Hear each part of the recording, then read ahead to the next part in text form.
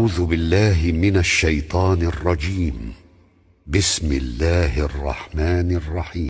من يشفع شفاعة حسنة يكن له نصيب منها، ومن يشفع شفاعة سيئة يكن له كفل منها، وكان الله على كل شيء محيطا.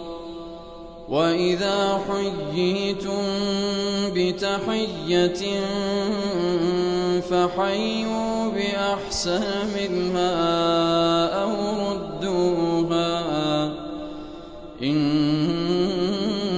الله كان على كل شيء حسيبا.